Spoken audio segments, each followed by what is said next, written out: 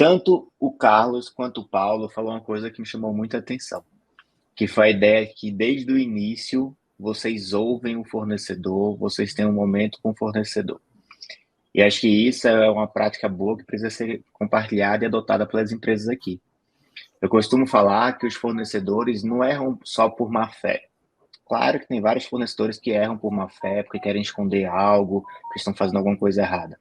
Mas tem muitos fornecedores que erram por falta de conhecimento, realmente por saber se é aquele processo, como é que funciona, qual documentação, de que formato, se tem dúvida, onde que ele consegue ajuda e por aí vai.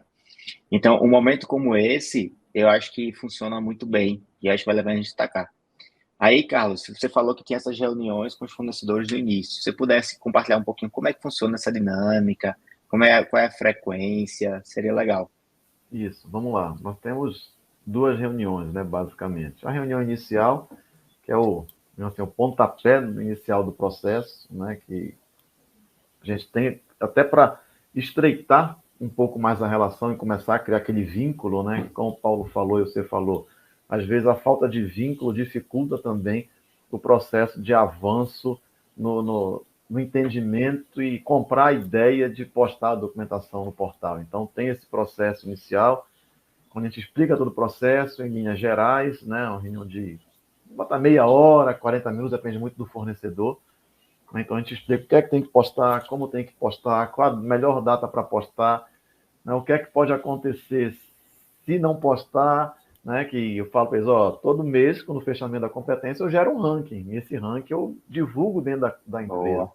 Então, se você tiver no quadrante menor, que eu dividi vários ranges, né, de pontuação, se você tiver no quadrante final, né, ou mais baixo, seu nome vai estar indo para várias áreas da empresa. Então, tenha cuidado com isso, né? Então, é muito nessa linha. Que tipo de documento, algumas particularidades que a gente sabe que no dia a dia tem umas particularidades de documento a serem postadas, né? E aí, feito isso, eu faço reuniões mensais, né, para acompanhar, para tirar dúvidas, ver o que é está acontecendo, se tem algum problema que eles não estão entendendo porque aquela pendência foi gerada, né, na análise da Benhoff, né? E aí a gente vai avançando nesse processo, né? E deixo muito claro para eles que estou à disposição, né, para ajudar, assim como todo time que trabalha nesse processo, né? E o sucesso deles nessa dinâmica, né, é o meu sucesso, né? Eu não vou sozinho, nem eles vão sozinhos. Então a gente precisa se ajudar para que a gente avance, né? E aí essas reuniões são mensais, até que o fornecedor atinja determinado patamar. Atingir determinado patamar, que obviamente varia de empresa para empresa, né? Pode ser um patamar mínimo de 85%, 90%, aí depende do grau de exigência. Eu ponho um patamar um pouco mais alto, né? Boa. Quando ele atinge um patamar aí de, desculpa, de 90% a 95% de conformidade, eu deixo de fazer reuniões mensais e passo a fazer reuniões pontuais quando acontece algum ponto fora da curva. Tipo, a empresa está em 90%, 100%, cai para 60%. Falei, opa, vamos bater um papo aqui, o que está acontecendo? Até para eles sentirem, né, que tem alguém olhando, não está solto o processo. Né? Se eles não postarem, alguém vai cutucar eles lá, vai cobrar o que está acontecendo, entendeu? Então é muito nessa linha, né, que eu atuo junto com todos os nossos fornecedores. Excelente. Muita coisa boa você falou aqui, tá? Legal, várias ideias aí. Paulo, e você, cara? Você falou muito do contato inicial com os fornecedores e eu gosto muito disso. Explica um pouquinho como é que funciona esse contato inicial, como é essa interação, com que frequência acontece. Então, desde quando eu verifiquei, né, que esse contato mais presente com o fornecedor gera melhores resultados, então desde quando a gente recebe o contrato para a gente fazer o monitoramento, eu já peço para vocês cadastrarem, né, no portal, e assim que eles recebem o acesso, a gente tem o hábito de fazer a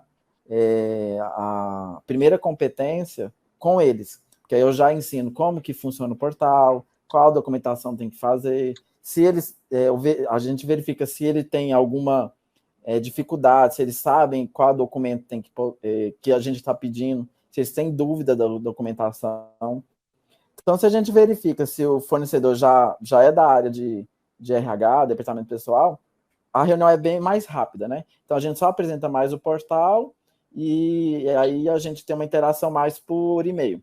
Mas se a gente verifica que o fornecedor já é aquele que não tem tanta familiaridade com a documentação, aí a gente já tem uma atenção melhor, aí a gente marca uma reunião e a gente faz a primeira competência com ele só para ele estar tirando as dúvidas, tanto do portal quanto da documentação. E aí eu sempre peço, assim, quando ele vai enviar, a contabilidade envia a documentação para ele, tá anexando, para evitar deles colocarem o documento em algum local errado ou a ausência de algum, de pedir para a contabilidade tá enviando o documento com o nome do tópico que é para ele anexar. Que aí é só ele pegar o documento que a contabilidade enviou, que já vai estar com o nome do tópico, e tá anexando. Então, já ajuda de evitar retrabalho, né?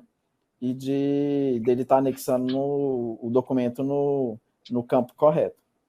Então, assim, Você quando a falou, gente identifica que esse prestador ele tem essa dificuldade, a gente tem essa ação mais em cima porque eu acredito que é melhor a gente ter um foco no início, que depois ele anda sozinho. Então, eu já sei que esse fornecedor eu não vou ter trabalho com ele futuramente. E eu vi que concordo isso aumentou contigo. muito, Eu assim, sempre questão assim de 1 ou 2 meses ele tá andando sozinho, eu não preciso nem ficar cobrando dele. concordo contigo, Paulo, e até está alinhado com a cultura que a gente tenta ao máximo implantar da UniGRT, né? Faz o treinamento inicial, obriga o fornecedor a fazer ali. São 2 horas de treinamento, mas ele vai ter tanto conhecimento que ele vai seguir o processo de maneira muito mais simples depois. Ninguém está perdendo tempo, nem você, nem o fornecedor, nem ninguém. Pelo contrário, está ganhando tempo futuro. Muitos fornecedores querem cair de paraquedas no processo Exatamente. e aprender por osmose, fazendo as coisas sem estudar nada, sem ir atrás do material, assistir algum conteúdo. Então, isso é importante, de fato, reforçar. Na tua fala, da tua apresentação, tem uma parte que falou assim: não, eu ligo para ouvir, eu ligo para o fornecedor para ouvir. E isso é muito bacana. Tem clientes nossos que fazem isso e eu gosto da ênfase realmente. O que falta muitas vezes na contratante é ouvir o fornecedor, entendeu? Então, ter essa prática de chegar junto, de ouvir, faz toda a diferença. E o Carlos trouxe um ponto que eu só queria destacar para não perder ele, que eu gosto muito, que ele falou da ideia do ranking. Eu tenho um ranking aqui para os fornecedores e eu digo ao fornecedor qual a posição que ele está no ranking. Vocês não têm ideia, gente, do quanto isso faz um efeito positivo na gestão de terceiros. Muitos fornecedores estão lá com situação ruim e pensam que todos os outros também estão ruins. Pensa que eles não estão ficando para trás. Mas na hora que eu crio um ranking, eu mostro, ó, você está ficando para trás. Se você não melhorar, você vai perder o contrato, você não vai ser chamado para novas concorrências, vai ser punido de alguma forma. Então é legal ter essa clareza e essa transparência com o fornecedor. Então, gostei muito sobre isso.